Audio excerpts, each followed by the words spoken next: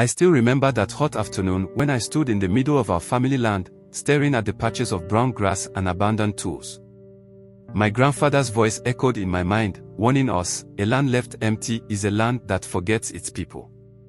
It felt like the land was forgetting us, and it made my chest feel tight. How did we let it come to this? The soil that once gave us life now seemed lifeless. It wasn't always like this. Our family land used to be full of energy. My grandfather, the strong and determined man that he was, worked the soil with his bare hands. He planted yams, maize, and cassava, and he didn't just grow food, he grew hope. He built a small wooden house on the edge of the land, where he raised his children, including my father. They say he used to tell anyone who visited, "This land is my pride and my gift to those who will come after me." When I was a boy, the land was my playground. I'd run barefoot across the fields, chasing grasshoppers and feeling the warm soil under my feet. My grandfather would smile and say, "Kin, always respect the land. It's more than soil, it's our home, our future." Back then, I didn't fully understand what he meant, but his words stayed with me. Things started to change when my grandfather passed away. My father, the eldest son, decided to move to the city. He said farming was too hard and that we needed to focus on jobs that brought quicker money. He got a job in an office, and slowly, the care of the land fell to my uncles. But my uncles didn't have the same love for the land that my grandfather had. They let it sit idle, claiming they were too busy or that farming wasn't worth the effort anymore. Year after year, the land grew quieter. The crops stopped growing, the tools were left to rust, and the once busy fields became overgrown with weeds. It was painful to see. The wooden house my grandfather built started falling apart, its walls eaten by termites. The land seemed forgotten, like an old story nobody told anymore. One day, when I was about 12 years old, I overheard a heated argument between my father and his brothers. They were gathered in the small living room of our city apartment, voices rising. My uncles wanted to sell the land. "We can split the money and solve all our problems," one of them said. My father didn't agree. He said selling the land would be like selling a piece of our family soul. But even though he refused to sell, he didn't have the time or energy to take care of the land either. So, nothing changed. The land stayed, but it was empty and forgotten. For years, I tried not to think about it. I focused on school, on my friends, and later, on my job in the city. But every now and then, I'd remember my grandfather's words, and they would sting. "This land is my gift to those who will come after me." Was this what he meant? For it to sit abandoned, covered in weeds? Then, one weekend, I went back to the village for a funeral. While there, I ran into Papa Ikin, an old man who seemed to know everything about everyone. He had these sharp, wise eyes that looked like they could see right through you. We got to talking, and somehow, the topic of our family land came up. When I told him how it had been left to waste, he shook his head slowly and said, "Kin, you're walking away from something bigger than yourself. Land doesn't just belong to those who own it, it carries the weight of those who came before and those who will come after." His words hit me hard. I didn't fully understand them at the time, but they stayed with me.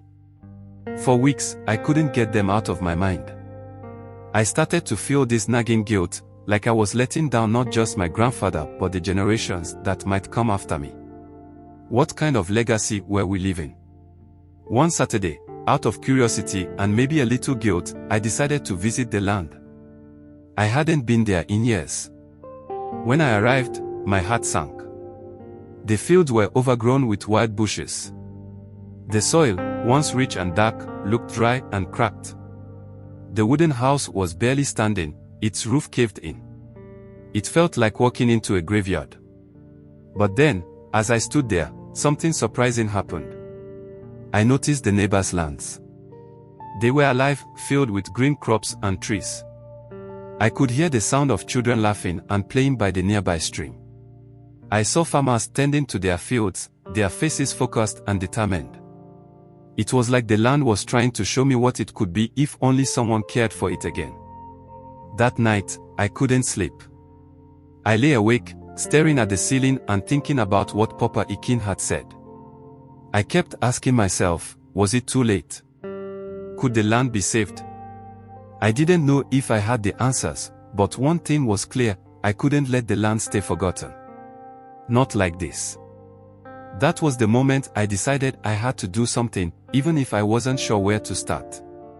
It wasn't just about the land anymore. It was about honoring my grandfather's legacy and maybe, just maybe, creating something that could last for generations. The next morning, I made a decision.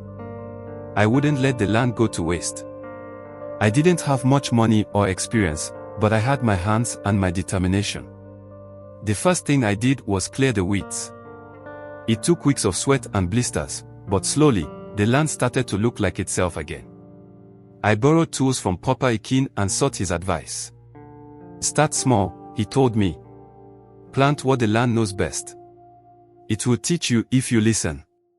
So, I started with cassava and maize.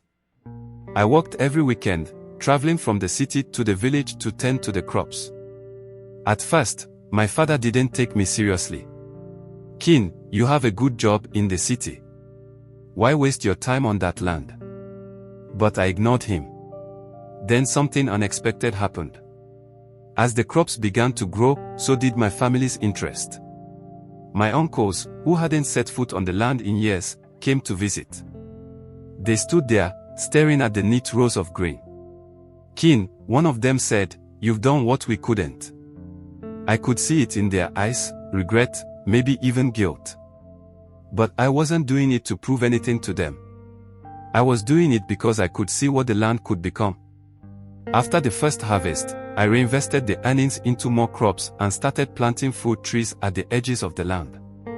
Papa Ikin taught me how to keep the soil healthy and how to rotate the crops. The neighbors began to notice and even offered to help. Over time, the land became more than a farm. It became a legacy. We built a small shed where we stored tools and crops.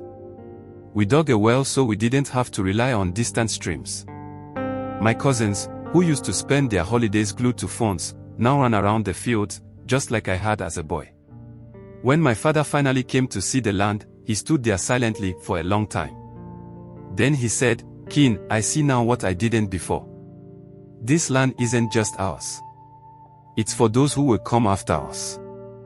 That was the moment I realized what I was building wasn't just a farm, it was generational wealth. You see, wealth isn't just money in a bank account. It's something that lasts, something you can pass down.